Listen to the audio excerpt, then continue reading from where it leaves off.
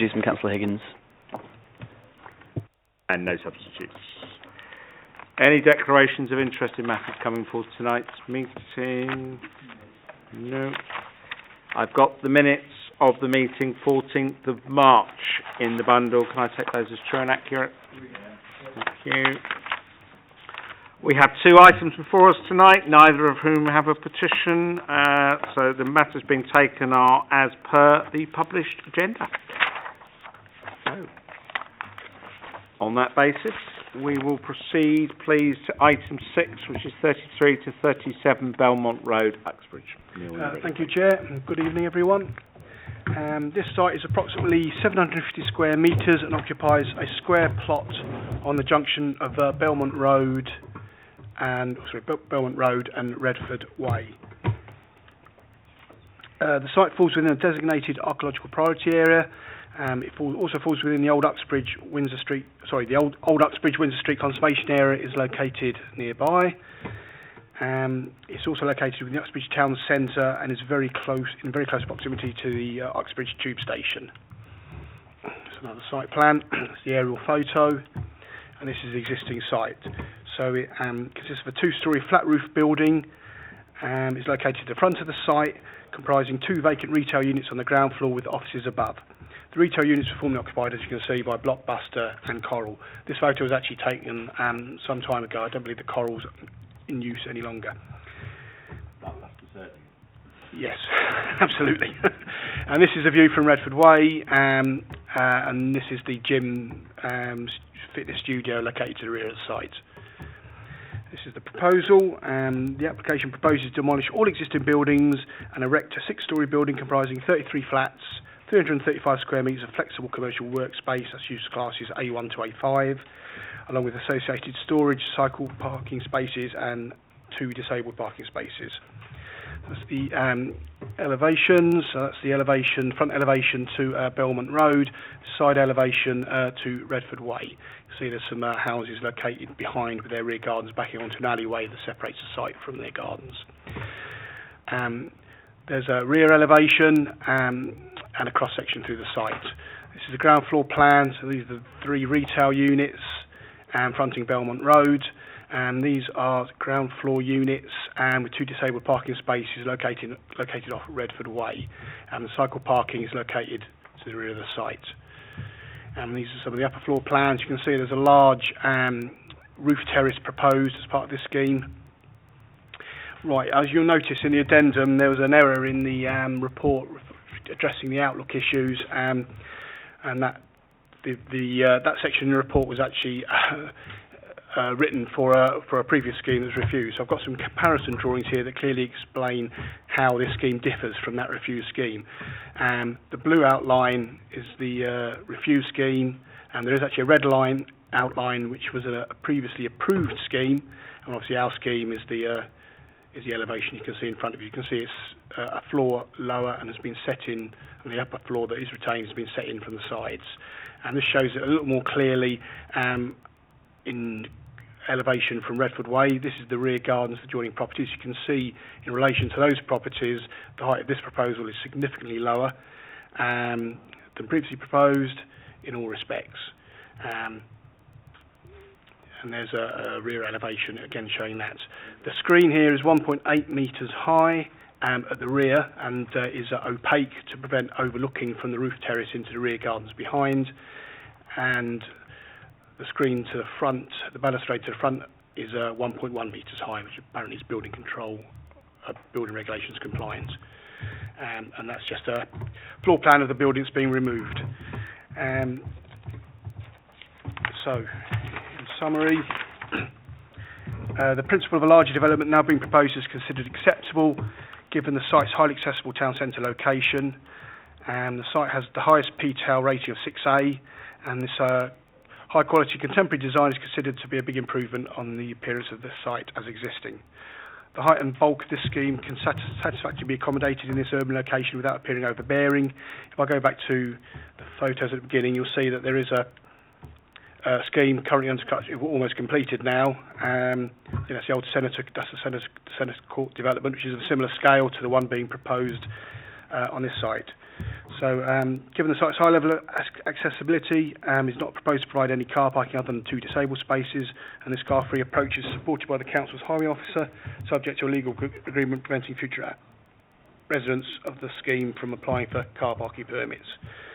The application is therefore recommended for approval subject to conditions and Section 106 legal agreement heads of terms set out in the committee report as amended in the addendum. Thank you.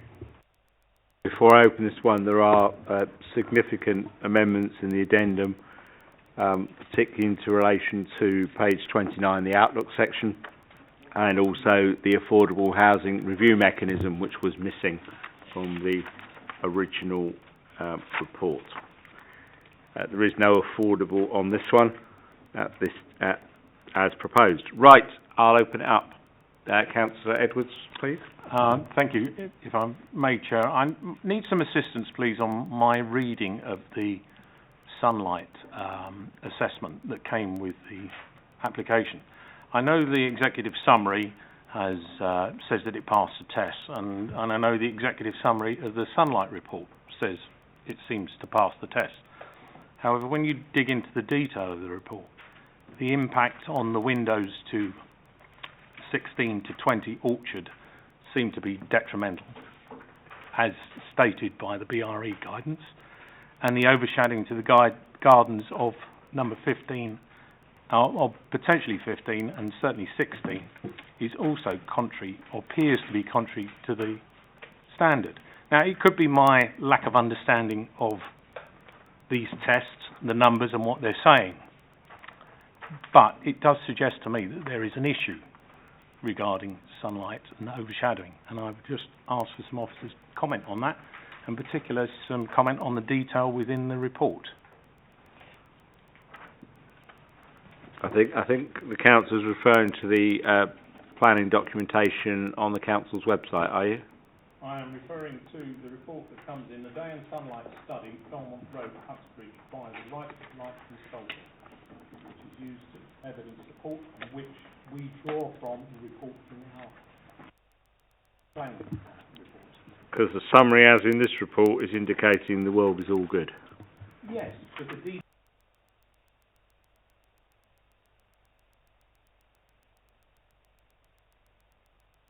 is a complex area.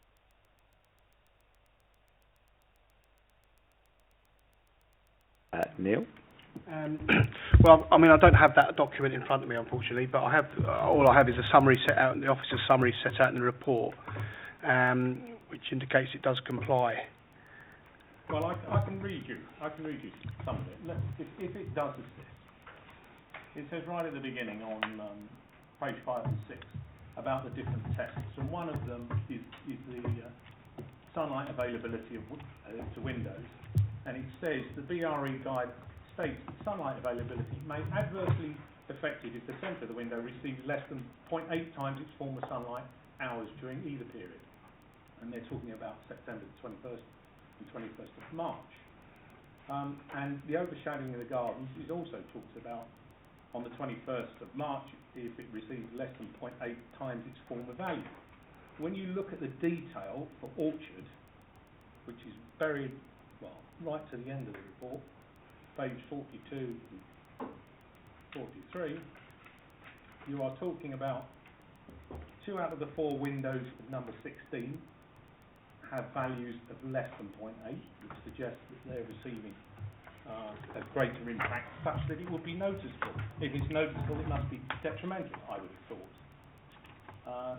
17 has 3 out of 4 windows, 18 3 out of 4, 19 2 out of 4, and 20 2 out of 3. So that to me suggests that there is an impact there, unless I'm reading it wrong, in which case I just need some understanding of how I'm reading it. And the overshadowing to gardens, 16 Orchard Place has a ratio of 60.6. So, you know, the BRE says if it's 0.8 or less, it's going to be impacted. This one's down to 0.6. It used to have 96% coverage. It's now down to 59% of sunlight in the back garden. So the residents of that premise is going to notice a loss of sunlight. And 15 are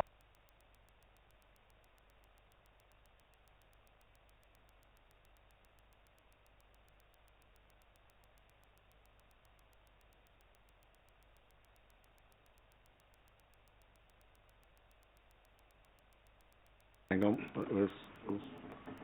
Can I check whether that daylight sunlight assessment you're looking at is based on the current plans or an earlier plan, and whether there's an addendum to that? It is based on the plans. It says here, It's been amended a couple of times. which I believe are exactly the same plans that I have in my planning pack. Could I suggest, the head of planning has put a very sensible suggestion in to me.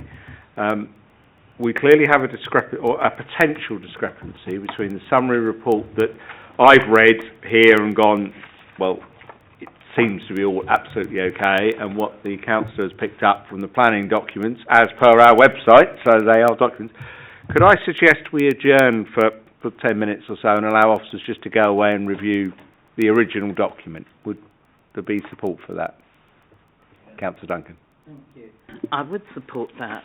Also, while they're doing that, while we're having this adjournment, could I ask that they measure the distance between the rear of this block and the Orchard Place properties? Because it's quite close, isn't it? It is quite close, 15. and I'd just like confirmation of that distance, please, because on the 1250... Well, whilst we're checking, we might as well have a look. Please. Could I ask those two things be checked? Is that supported? Absolutely, thank you. I'm going to adjourn till, can we all be back for 6:25? Yep. So we can get on again.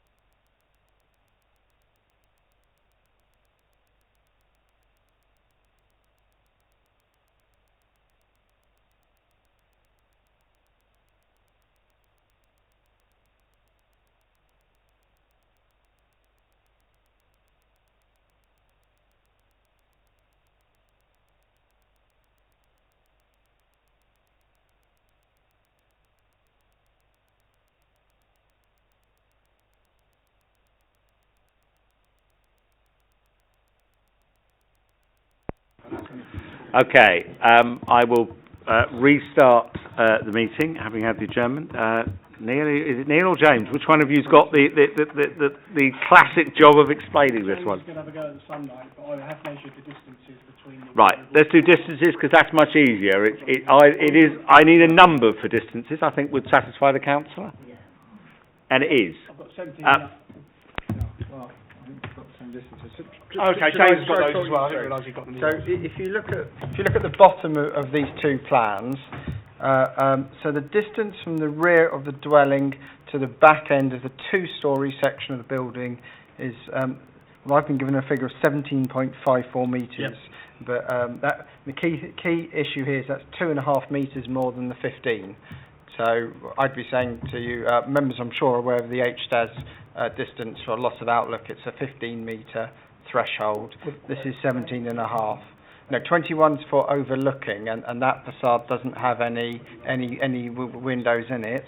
If you're interested in the next facade back, where the building jumps up to 2 stories of brickwork, then glazing, it's 24.5 metres, so it's a further 7 metres distant. If one were to draw from the ground floor window of the nearest dwelling a 25-degree section in plane perpendicular to the affected window, basically, and I will walk over and explain this. So, if you do a 25-degree angle from this ground floor window here, as you lodge and take it from the ground off first, it will basically goes up in a line, and it misses this 2-storey section, and it just flips the building about here, tucked in line with the glazed section. Now we know this distance is 24.5, so the diagonal loss would be greater than 24.5 metres. I think the short version of that is we appear to meet the distances, so I think we're okay with that. In terms of the specifics of the Sunlight, please. Sunlight. So I've got the actual report.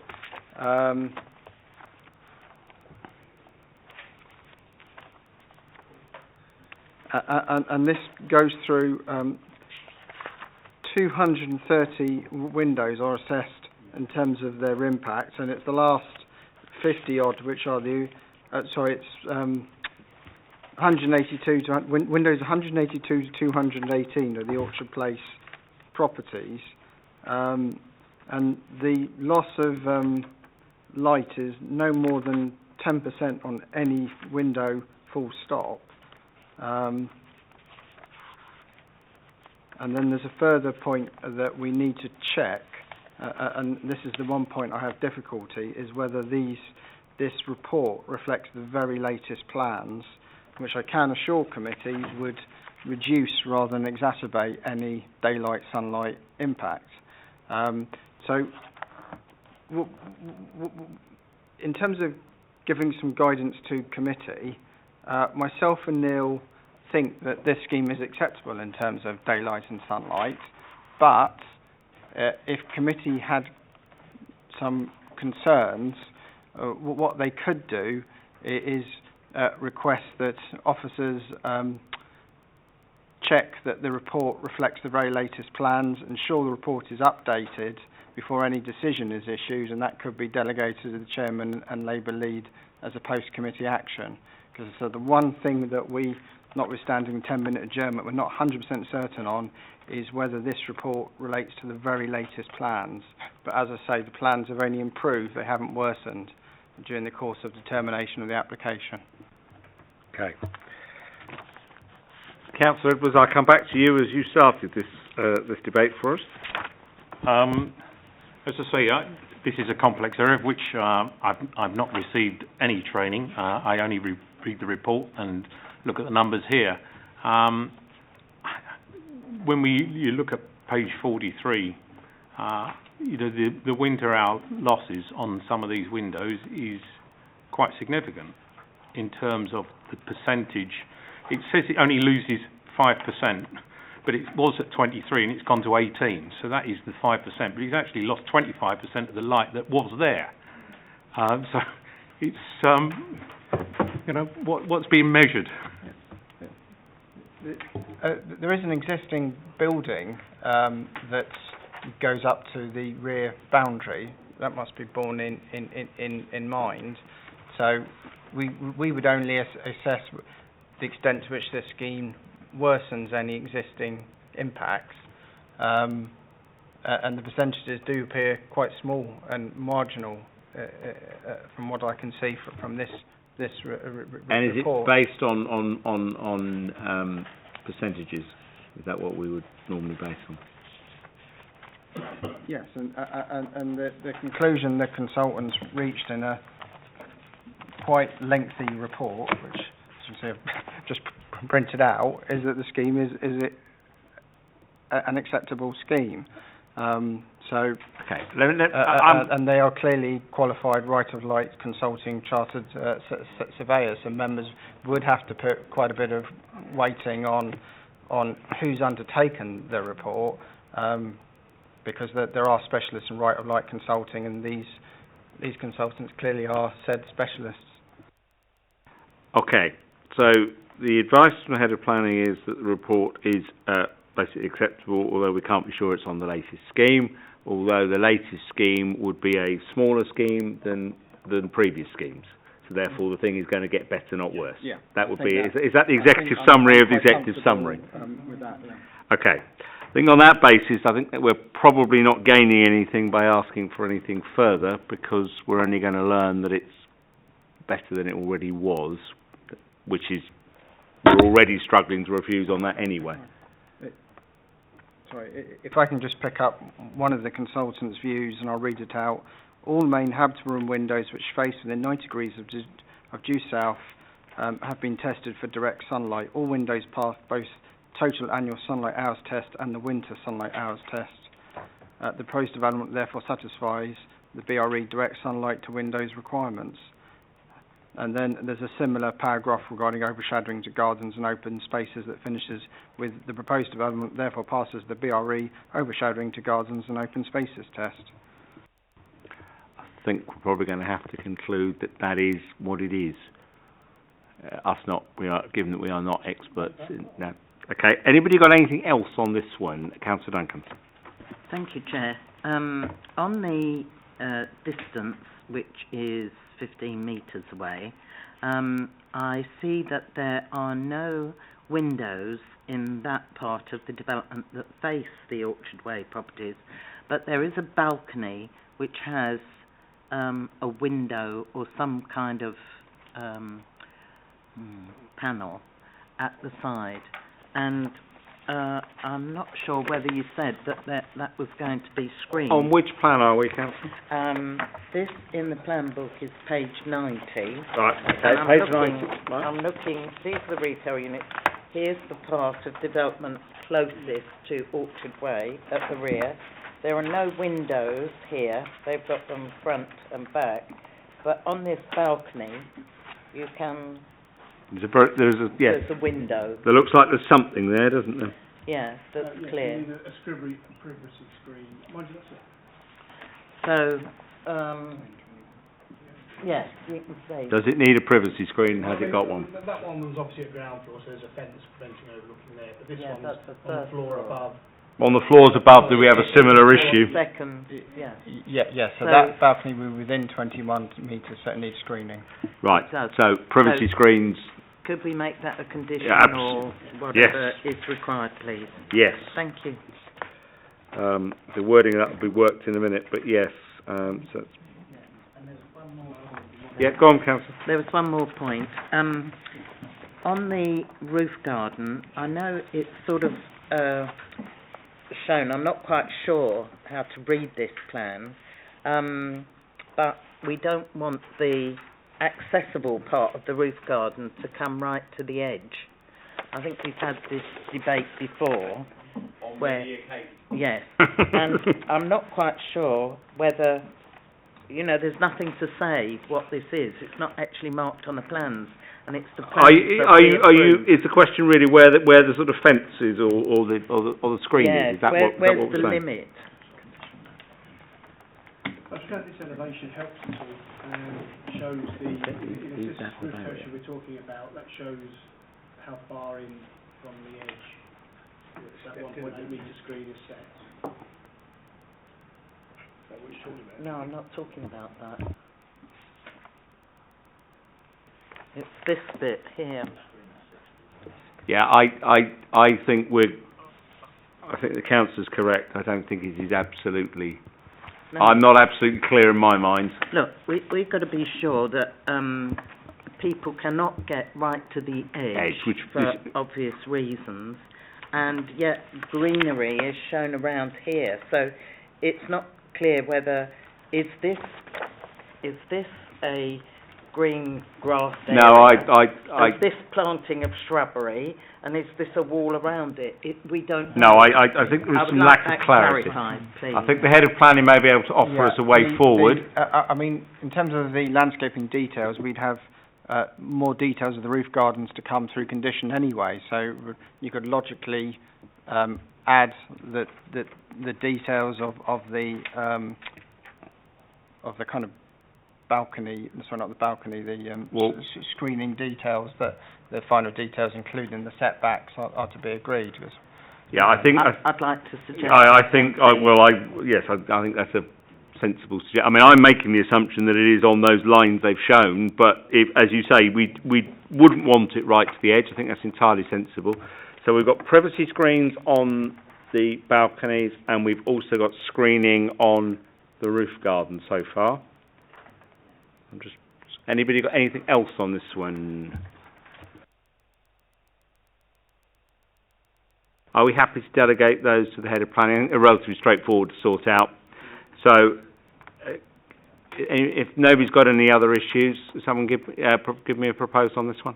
What was happening on the affordable housing? No affordable with a financial, but the affordable review mechanism is in the 106 now. So, in other words, consultants have demonstrated they can't do it at the moment, but should prices change, yes.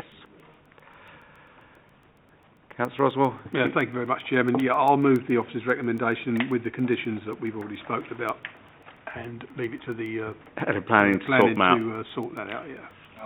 Second. Okay. All those in favour, please clearly show. Thank you. That one's approved. Okay. I move to the second and final item of this one. The machine store and pressing plant, the old vinyl factory, Blythe Road, Hayes. I would draw members' attention to the fact that unusually on this site this is a full application. This is not a reserved matters, so just hold that thought when you're looking at it, but it is a full application you're reviewing. Neil. Thank you. This application is sited within the eastern part of the old vinyl factory development. That's the master plan layout, and our site is...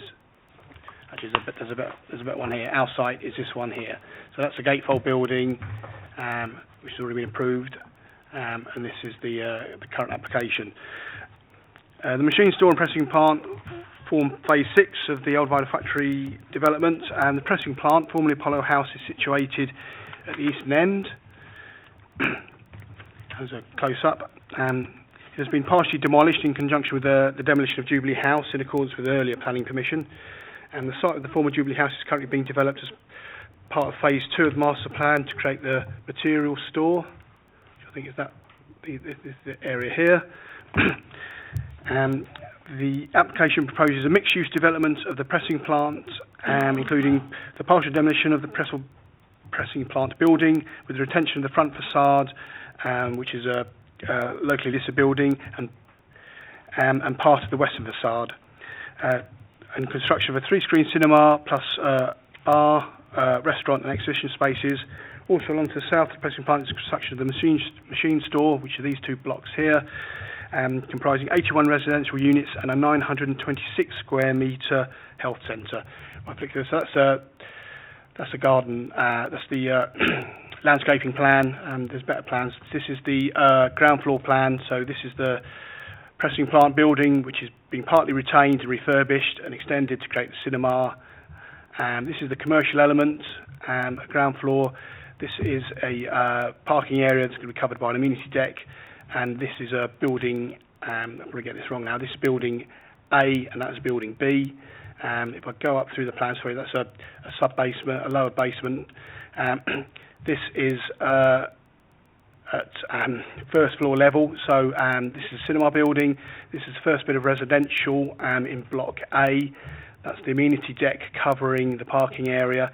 That is residential space also facing onto the amenity deck, and this is the first floor of the sorry, I should go back. The first floor of the medical centre is located here. This is the second floor, and as we work up the building, that's the third floor. So we have a 926 square metre medical centre on 3 floors, and a further number of floors of residential. So the total height is 8.5 stories. That's 7 stories of residential above the amenity deck and commercial space. This is an elevation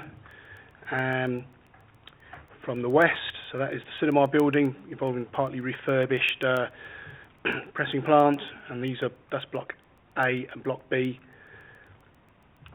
If I carry on through, this is from the south elevation, so it's from this direction. Sorry, no, this is from that direction. So that is Block B facing towards the railway. This is the proposed east elevation, which is from here. And this is the elevation onto Blythe Road. So that's that will be the cinema building. And this is some close-up elevations of Block A, and this is Block B. So that's the elevation to the railway, and that's the elevation into the amenity deck. The amenity deck will be on top here, above the parking. And there's a close-up of the elevation of the cinema building. So this is the retained and refurbished part of the pressing plant. This is the new build element. And that's side elevations of that building. The proposed development is considered an appropriate mix of uses, scale and built form that will enhance the locality, and the provision of the health facility would provide an important community service to the local area, which is supported by local policy and the London Plan. And the application is therefore recommended for approval, subject to conditions and Section 106 legal agreement heads of terms set out in the committee report as amended in the addendum. The addendum adds a affordable review mechanism to the heads of terms. Thank you. The head of planning will just give us a sort of overall summary of that, please. Yeah, so as members will be aware, the old vinyl factory site received an outline planning permission in 2012, and you've subsequently viewed various reserve matters phases. This is not a reserve matters phase, it's a full application. The reason it's not reserve matters phase is originally this is the phase that would have had a hotel, commercial and residential units along with the cinema complex. But one aspect of that, the hotel, the applicants looked into the viability of this, and a boutique hotel is not currently commercially viable. So they then came into the local authority to talk about what might be alternative options, mindful that that would mean it wouldn't be reserve matters, it was going to be a full application. Officers identified, in conjunction with our health colleagues, that what we considered to be a particularly pressing infrastructure need for Hayes would be additional health facilities, taking into account population growth and population trends. There has been a lot of negotiations with the PCT, and the 926 square metres is a figure that they are happy with. The application actually originally started at 400 square metres, to give you an idea of how much that figure's grown to become an acceptable figure. In parallel to that, the financial viability appraisal has gone through various renditions. So members need to be aware, so that, I'll be upfront with you, that to achieve the 926 square metre health facility, it has made the affordable housing unviable, but officers consider that the importance of securing an additional health facility for Hayes is a quite important planning consideration, and therefore are recommending approval for the proposals. And in terms of all other aspects, the scheme complies with the normal HDAS requirements and has had full urban design input throughout the planning process. Thank you, Chairman. Thank you for that. I'll open this one for Councillor Duncan. Thank you very much, Chair. I'm very concerned to see that in this development of 80-odd units that there is no affordable housing. And I don't know what this financial viability appraisal is. I really must, familiarise myself with it, but it seems to be a developer's tool for getting out of absolutely any kind of affordable provision from where I am looking at things. I am very concerned. I know that there's a need for additional health provision in this area and in light of all the development that's gone on, but we know from our own experience in West Drayton a health facility was built in the Porters Way development in conjunction with local doctors. We have one doctor's practice in West Drayton. There's also been a large amount of development in West Drayton and adjoining areas, and a great need for health provision there, particularly as the doctor in Harmondsworth has gone with the threat of the third runway. And that was built as a health centre in discussion with the local practice at that time. It was never taken up by the National Health Service because it was going to cost too much, and it is now a Sainsbury's. So there was it's needed in West Drayton, but just because it's in a plan, unless there is some agreement about this will not become a health centre. So I'm very concerned about that, and how do we deliver that, and what is the mechanism? And if that is being used as the reason for not having affordable housing, I think there's a debate that needs to be had here in a wider context, quite honestly.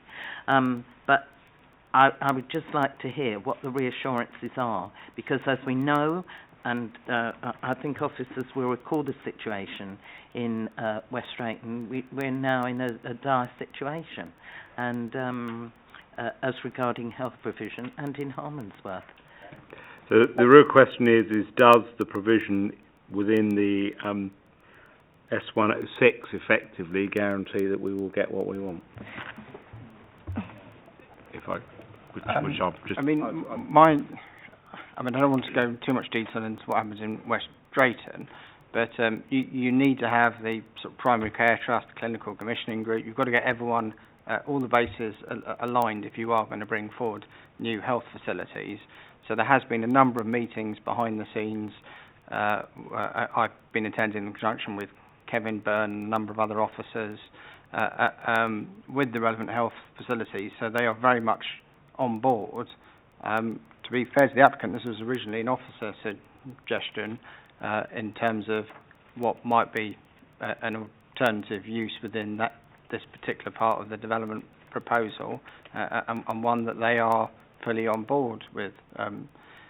The current head of terms would require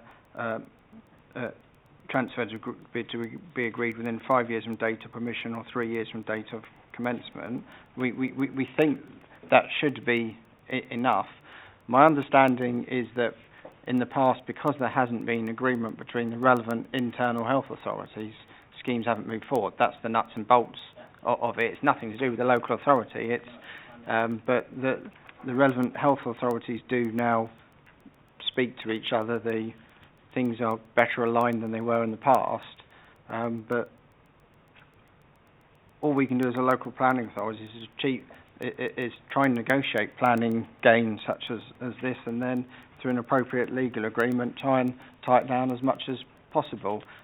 Obviously, in terms of you as a planning committee, all we would normally come to you with as officers is the heads of terms, and there would be detailed negotiations to follow to ensure that the details behind those heads of terms is robust as possible. One further comfort, if I may, I will be reporting directly back to the Hayes Housing Board on matters such as this, so there is various kind of involvement. This isn't something that would just be left to officers to go away with. I will be reporting back to quite a large number of people who will be wanting to ensure that what we were seeking to achieve here is actually achieved. I don't think the local authority is going to want another site to evolve the way the West Drayton site did, albeit there was no fault of the local authority. Can I just ask, the councillor may have a couple more questions, but can I just ask a couple of supplementaries just while I'm thinking of them? this is conditioned as D1, isn't it? So therefore, In the addendum. in the addendum, yes, I know it's in the addendum, but it is now conditioned as D1. So therefore, any use beyond the D1 for a health centre is going to have to come back to planning committee anyway. Yeah. Do I take it also then that it would be reasonable, or am I being reasonable in the assumption that should the health facility for some reason, best endeavours, etc., not happen, that therefore that would change the affordability assessment of the affordable housing component? In other words, if it becomes a shop or something else, is that likely to change the affordable? I mean, obviously, in parallel to bring a report such as this to committee, there are ongoing negotiations going concerning the Section 106 agreement, and I know that the applicant is quite happy for, if there's an issue with delivery of the health facility, for a review of the affordable housing financial viability appraisal to be triggered. So, we will look to have, I wouldn't, maybe wrong to describe them as punitive triggers, but the reality is that, we wouldn't wish, in this case, for if there can't be a health facility to be delivered, the applicant just comes back with some retail unit or something which does not deliver a planning gain for the local authority. In my mind, the scheme has to deliver a planning gain. No, I accept what we're intending, and I think everyone is there. I suppose the question, therefore, is does the S106 need to reflect that aspiration to ensure that if for some reason this falls apart, everybody's best intentions, but the NHS does what it sometimes does, that there is definitely a review of the affordable housing report and affordability assessment. In terms of actual email trails, the one variation I know the applicant wouldn't have an issue with is the one I have just mentioned, but anything beyond that is not something I've... Well, I'm not going beyond, but I mean, I'm just suggesting that is a trigger, that the failure to deliver that, it becomes a trigger to review the affordable housing, so at least we get something back out of the deal. Sorry, did you want to come in? No, I was just saying You're that, okay. no, it's fine. Yeah, fine. Councillor Duncan. Yeah, thank you. It does help. I would just point out that because this is close to Crossrail, absolutely every developer in London is trying to get a piece of land.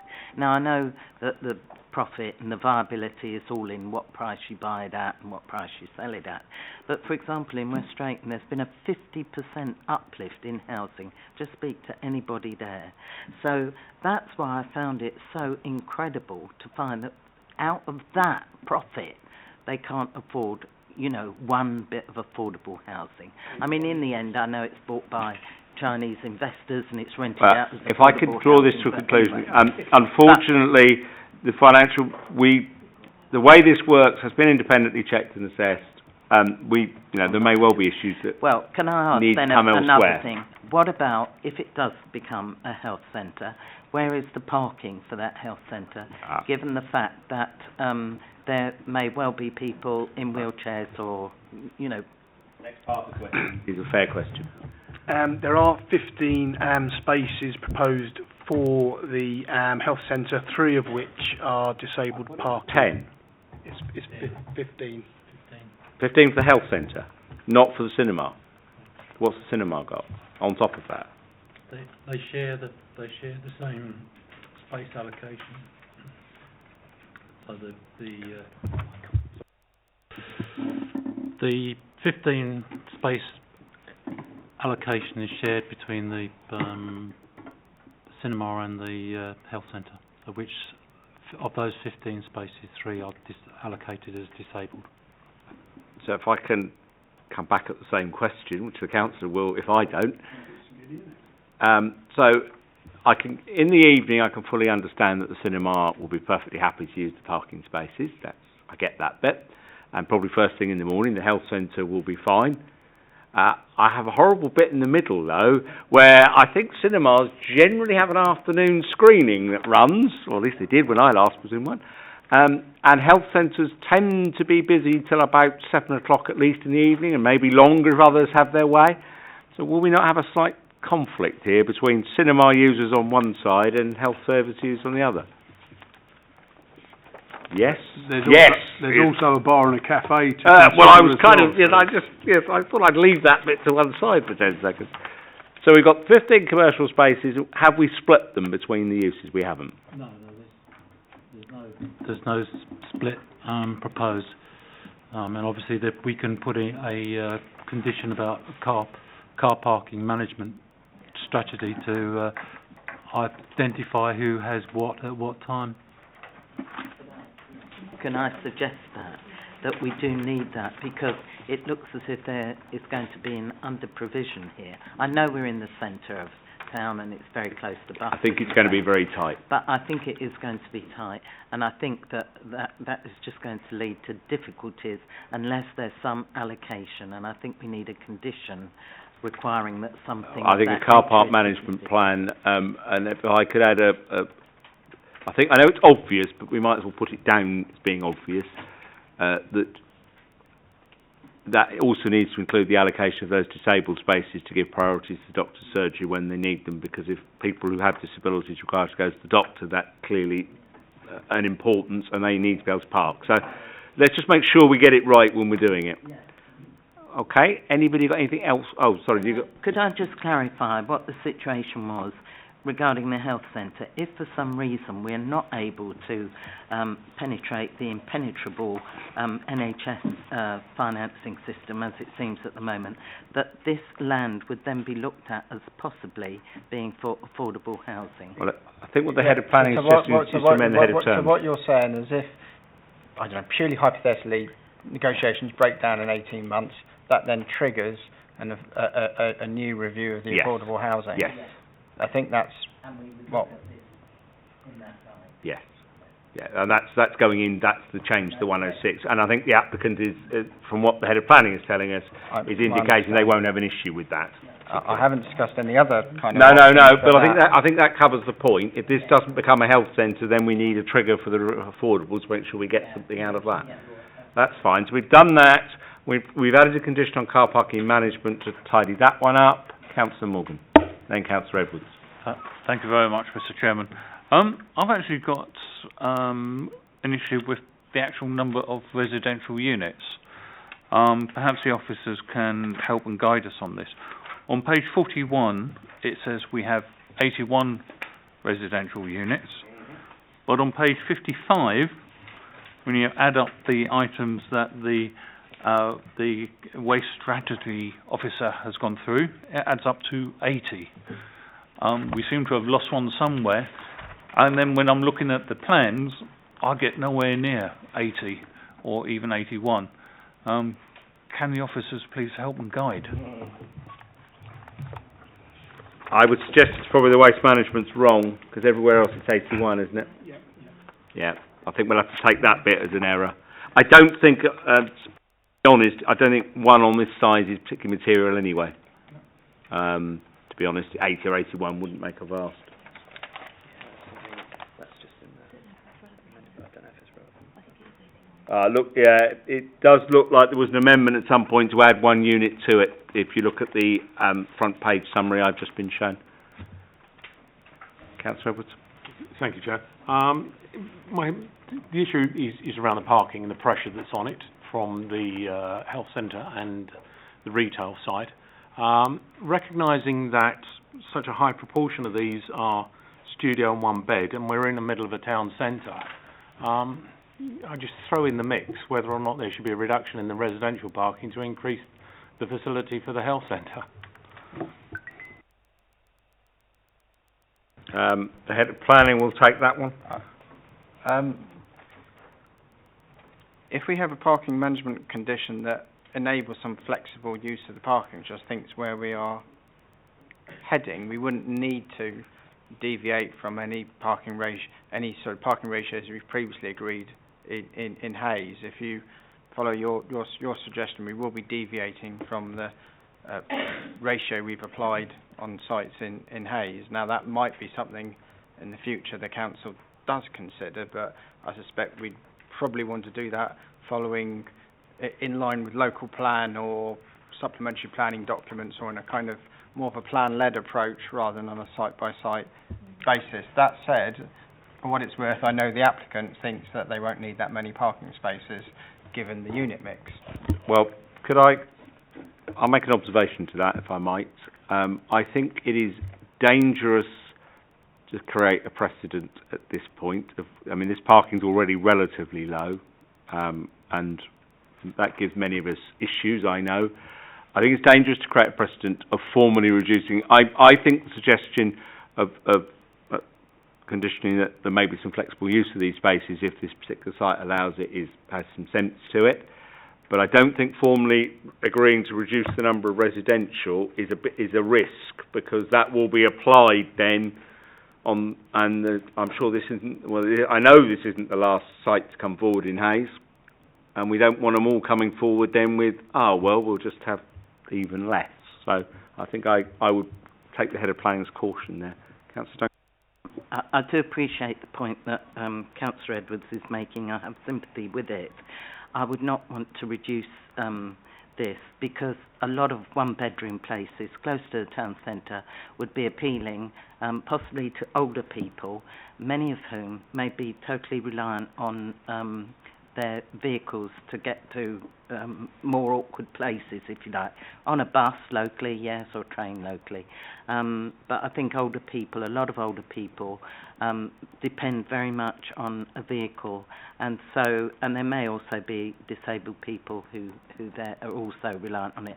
We don't know that. One of the things that I would like to ask be included, and I'm sure it is, we've had experience where flats are built and the parking spaces are then sold to the residents, and they're sold in a way that cannot be included in a mortgage. For example, some of the development in West Drayton, although we conditioned it that it should only be for residential, the developers required residents to pay £16,000 per space, quite a substantial sum, as a lump sum, when people are also buying. So I hope that there's some planning way that we can say that is... Perhaps the head of planning might guide. I have raised it before, but I don't know how planning has managed to include that. But we do need to capture that somehow, and particularly if we're now starting to say, maybe it could be flexible. That, to me, may look as if we're encouraging people to say, well, if you charge for it, then whoever comes along and bids for it can have it, which I don't think is the way we want to go.